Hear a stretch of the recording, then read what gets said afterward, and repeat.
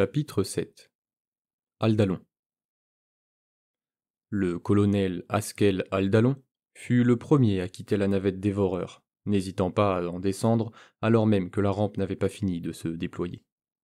Les antiques mécanismes hydrauliques du vaisseau émettaient un puissant grondement, plainte de l'esprit de la machine qui servait l'Imperium depuis des millénaires, transportant des hommes et des femmes sur des champs de bataille d'un bout à l'autre de la galaxie. Aldalon atterrit doucement, presque sans un bruit, sur la plateforme du spatioport. Il prit un moment pour se dégourdir les jambes, laissant son corps s'accoutumer à la gravité de ce nouveau monde. Elle était proche de la gravité artificielle à bord des vaisseaux de la marine impériale. À vrai dire, comme toujours, la gravité dans le vaisseau avait été progressivement ajustée en cours de transport jusqu'à correspondre à celle de leur destination, afin de les préparer pour l'accélération gravitationnelle qu'ils allaient ressentir au moment de l'atterrissage. Malgré tout, il y avait toujours une subtile différence par rapport à l'action de la gravité naturelle. En situation réelle, Aldalon se sentait plus dense, plus concret. Il préférait largement sentir sous ses pieds la masse de la terre ferme, solide, aux simulations concoctées par les machinations technologiques de l'Adeptus Mechanicus. Ce n'était pas tant qu'il se méfiait du Mechanicus, plutôt que, comme tous ceux qui venaient de son monde, il avait appris dès son plus jeune âge à compter sur ses armes et son sang-froid. Jouant de sa main droite, il sentit les doigts et le pouce du gantelet énergétique dont il ne se séparait jamais, qui s'ouvrait et se fermait avec une puissance mécanique.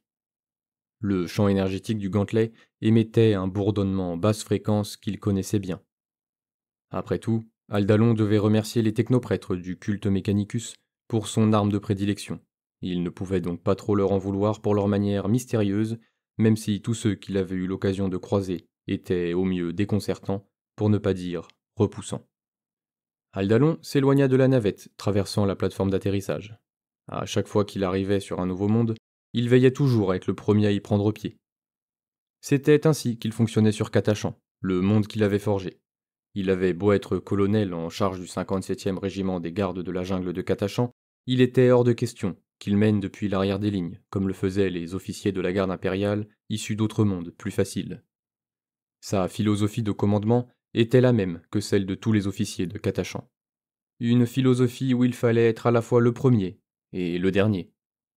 En tant que commandant du régiment, il serait le premier lorsque c'était nécessaire, le premier à prendre pied sur un nouveau monde, le premier à charger sur le champ de bataille, le premier à déclencher une embuscade, le premier à franchir les remparts.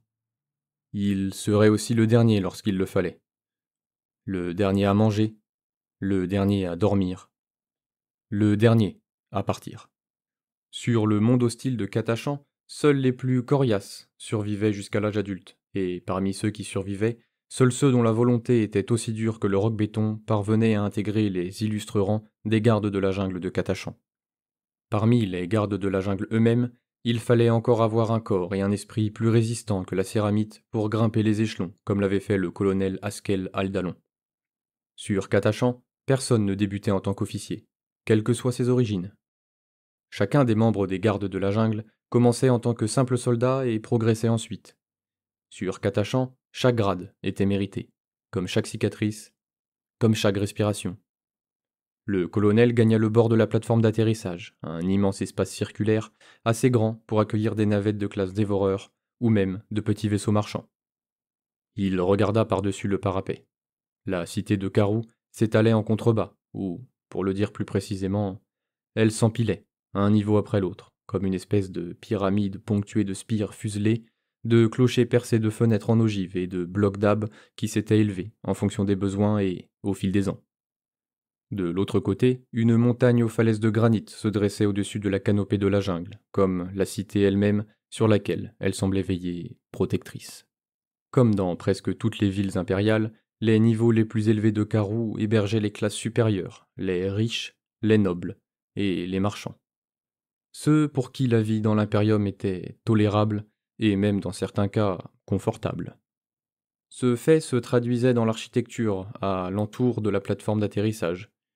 Aldalon vit des blocs d'âbes accueillant de grands appartements comptant plusieurs pièces et il repéra même des résidences indépendantes, d'imposantes maisons appartenant aux familles les plus riches. Les niveaux suivants se divisaient majoritairement en différents secteurs pour l'ecclésiarchie, l'administratum et le mechanicus. En dessous, la qualité de vie baissait à mesure que l'on descendait dans les strates. Au bout du compte, le colonel Aldalon en était certain, on arrivait dans les niveaux les plus bas, situés sous les frondaisons de la jungle, les niveaux où habitaient des gens qui se démenaient pour survivre dans la misère, des hommes et des femmes, trimant dans des usines et des factorias cachés, quand ils ne s'échinaient pas jour après jour dans des mines ou des carrières.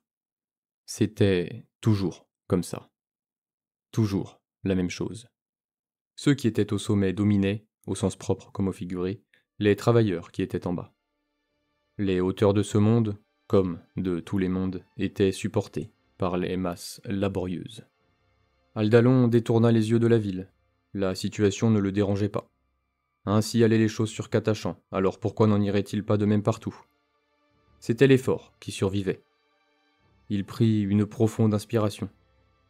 Même ici, au sommet de la cité, bien haut au-dessus de la canopée verte, il sentait l'odeur d'humidité étouffante de la jungle. Certes, la flore et la faune locale étaient différentes, mais toutes les jungles avaient la même odeur. Celle des feuilles fraîches et mouillées des arbres qui avaient gagné la course vers le haut, mélangée au parfum puissant de la pourriture et de la décomposition des plantes qui avaient perdu, qui étaient tombées sur le sol de la forêt, fertilisant la terre pour celles qui viendraient ensuite tenter leur chance. La jungle était exactement comme la ville, une lutte pour se hisser vers le haut et, pour la plupart, une bataille impossible pour s'extraire des ténèbres. Aldalon se retourna en sentant quelqu'un qui approchait. La sergent Lerna Sapa vint se placer à côté de lui. Il n'avait pas entendu le bruit de ses pas, mais elle était une garde de la jungle de Catachan, et ça n'avait donc rien d'étonnant. La sergent Sapa se mit elle aussi à scruter le panorama de la forêt. C'est agréable de se retrouver sur un monde habillé de vert, dit-elle sans le regarder. Ça vaut mieux que la poussière du désert de Karst. Le colonel Aldalon grogna un vague assentiment. Karst était une bataille qu'ils avaient gagnée, mais qu'à titre personnel, il avait perdu. Elle le savait. Elle aurait dû le comprendre, mieux que quiconque. Il lui avait déjà dit de ne pas parler de Karst. Ça ressemble un peu à Catachan, vous ne trouvez pas? Demanda Sapa. Ça ressemble un peu à chez nous, ouais, répondit Aldalon, sauf au niveau sonore par contre. La sergent Sapa se tourna vers lui. Ah bon? Ouais. Il se détourna pour s'en aller. Ses troupes, le 57e des gardes de la jungle de Catachan, étaient en train de débarquer de la navette, et il fallait qu'il aille trouver un responsable. On n'entend pas assez de cris, conclut-il.